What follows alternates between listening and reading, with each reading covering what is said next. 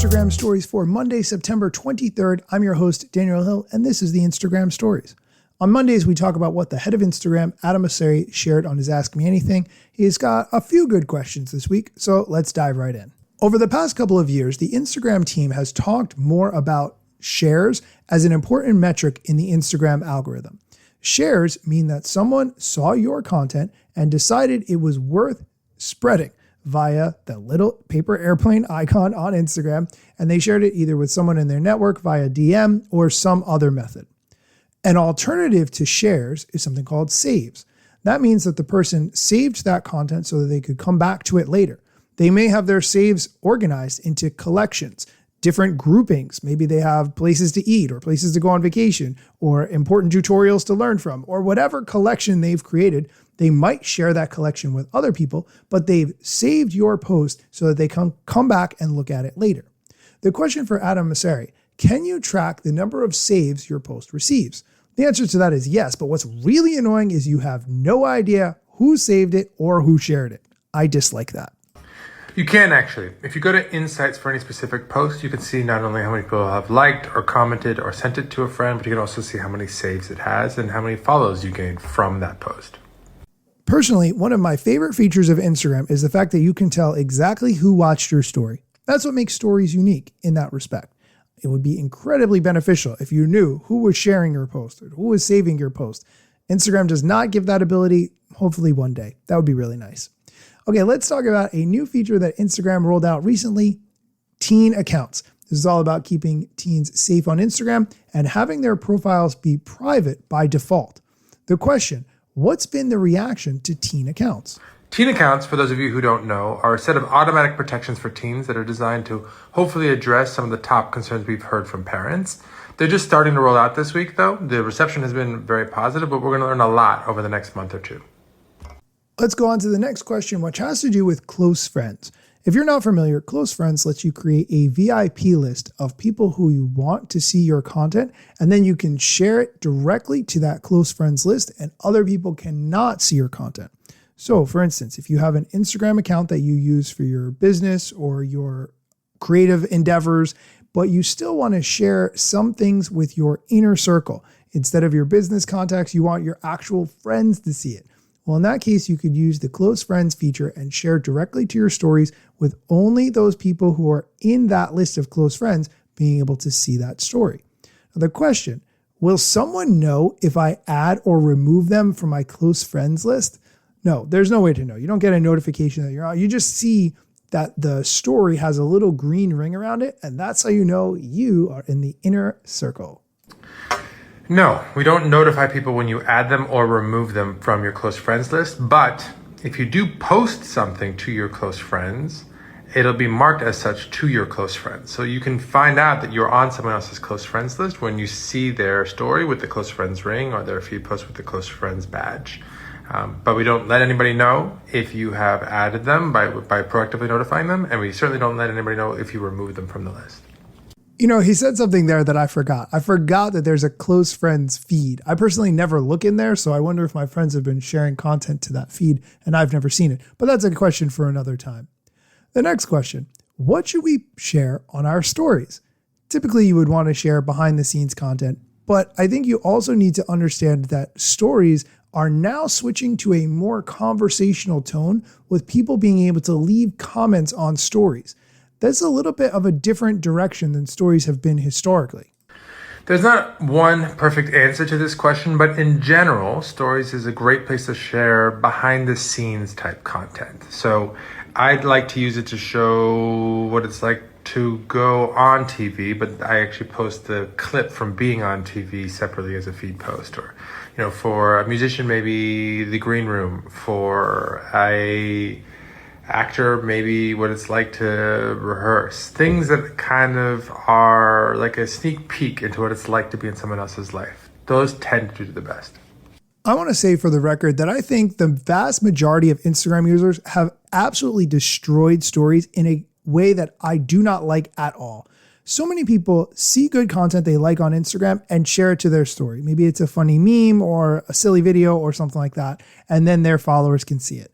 I do not like that being a use of stories. I want to see you on your story. I am watching your story because I want to see what you are doing. Sure, you can make the argument that by sharing funny content that you enjoyed, it's showing me you. I get that. I do. But fundamentally, I would much rather see you walking around or going about your day or planning things or whatever you are doing rather than something that you found funny or interesting on the internet. That's just my opinion. Okay, we are going to take a quick break. When we come back, we're going to talk about whether or not lengths of videos impacts Reels and if there's a different algorithm for Reels versus feed. So stay tuned. Eating healthy is important, but it can be challenging. You're busy creating content and you're not sure you have time to cook. Factor has no prep, no mess meals. You'll be able to easily meet your goals with food options like Calorie Smart, Protein Plus, and Keto. Meals are always fresh, never frozen, and ready to eat in 2 minutes. There are 35 different meals and more than 60 add-ons to choose from. Head to factormeals.com/IGstories50 and use code IGstories50 to get 50% off your first box plus 20% off your next month.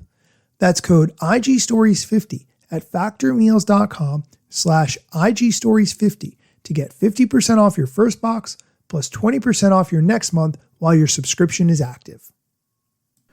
Welcome back. Let's get into the next question. Does the length of the video itself impact the views? I think this is a very interesting question.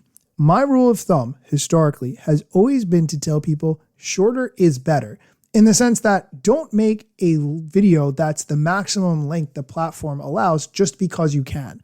Just because Instagram lets you make a reel up to 90 seconds does not mean that you should just waste time in that reel just because you could. If you could tell that story in 6 seconds or 15 seconds or whatever, and the point is clear, in that case, definitely make it shorter. Use every second to make an impact. You can have a little bit of fluff, of course, but don't just waste people's time because attention spans are short and they will swipe on to the next thing. I have more opinions and views on this, but I'm going to let Adam go first. It can, yes. In general, we are a better platform for short form videos than long form videos, but we don't have a hard rule where something like 15 seconds is better than 30 seconds. We look at things like how many people liked the video you saw, what percentage of the video that they watched. But I think in general, particularly if you're looking to have your content recommended to people who don't follow your account, keeping your video under 90 seconds is going to help. But there isn't a hard rule where like every second less is better. That's not the case. You should figure out how to tell the story you want to tell the story. I disagree with his overall answer. I think fundamentally you want to attract people to your account by doing shorter videos. I would say 15 to 20 seconds is the optimal time. And then once they maybe have seen your content, are deciding whether or not to follow you, that's where you would have the 30 to 45 second videos. So they're getting a little bit more invested in you and the content that you create. And then once they follow you, that's when they would want to see those longer 60-second, maybe even 90-second videos, because now they know who you are, they understand what you're about, and they understand what kind of content you're going to be creating on your page, on your account. So that's personally how I think of it. But hey, I'm not the head of Instagram, right? Okay, let's go on to the next question. Is there a different algorithm for Reels and Feed? Yes, the different surfaces on Instagram rank for different things. On Feed, we're trying to give you an overview of the most important or most interesting things that have happened on Instagram for you. And so we're going to bias more towards connected content, content from accounts you follow. How we rank photos is different than how we rank videos. Lots of other differences like that. In the Reels tab, it's going to be more about just not only entertaining you, but also looking at how likely you are to start a conversation with a friend. And in Reels chaining, which is a little different, so once you tap on a reel and you go into it, we have a little bit of an idea of what mood you're in right now. We're going to try to show you content that isn't necessarily of the same topic, but seems to be reasonable to see after that post, though we don't always get that right. Okay, that's it for today's episode. Thank you so much, as always, for listening. I really hope you find this content valuable and educational.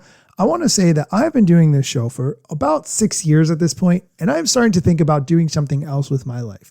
I am very interested in talking to those of you who might be listening who may be interested in potentially being the host of this show in the future, or some other kind of arrangement that might be interesting to you. Send me a direct message at Daniel Hill Media. I would really love to chat. Okay, wraps up.